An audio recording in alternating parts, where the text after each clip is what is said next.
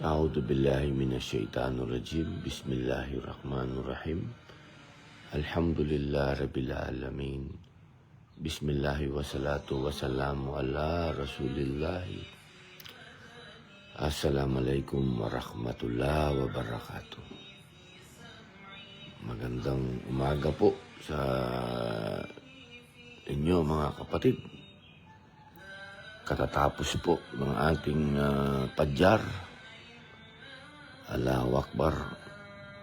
Gusto ko lamang pong magbigay ng salam sa lahat ng mga kapatid natin dyan sa labas ng gate ng Senado.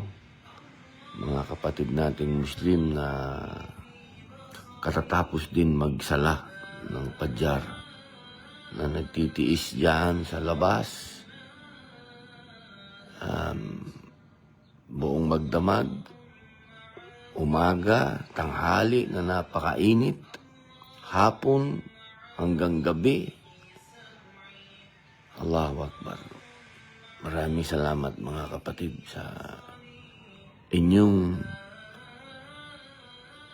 pagmamalasakit sa bayan, sa pagsuporta ninyo kay Senator Bato. Alhamdulillah. Maraming salamat mga kapatid. Na ikwento sa akin lahat ni Brother Omar ang dinadanas nyo dyan. Napakainit. Sobrang init.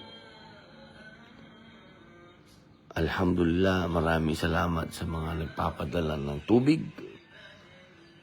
Dahil uhaw ang kalaban dyan, uhaw.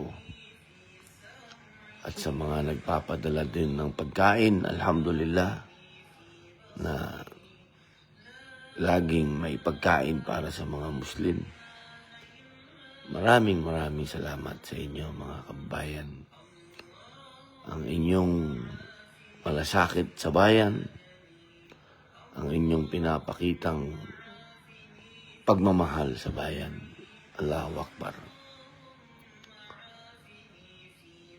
Ito ay walang katumbas na pagmamahal. Sabi nga ni Andres Bonifacio ay walang hihigit pa sa pag-ibig sa tinubuang lupa. Maraming salamat mga kapatid. Maraming salamat. Assalamualaikum sa lahat po ng ngayon nanonood to. Ngayon ko lang nakita kay L.A. Fisto, kay Gabo Gamboa, kay Enrique Alunday, kay Brother Angelo, kay Jordan Balian, Aileen Yohanon, kay Marlene Go, kay Marlion Lincuna Edrin, Catherine Ota, Joshua Sabandal, Reynaldo Nieves.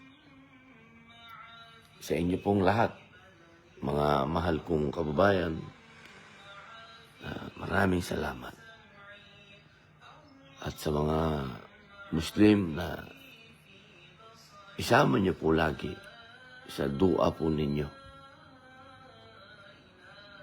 ang katahimikan ng ating bayan, ang pagkakaisa ng mga Pilipino. At siyempre po, inshallah, ang makalagpas si Senator Bato sa napakatinding pagsubok na to sa kanyang buhay. Inshallah. Muli po, maraming salamat sa inyo. LC Luengas, Hartley Salilama, Shane Pring, sa inyo pong lahat. Maraming salamat po. Assalamualaikum warahmatullahi wabarakatuh. Magandang umaga po.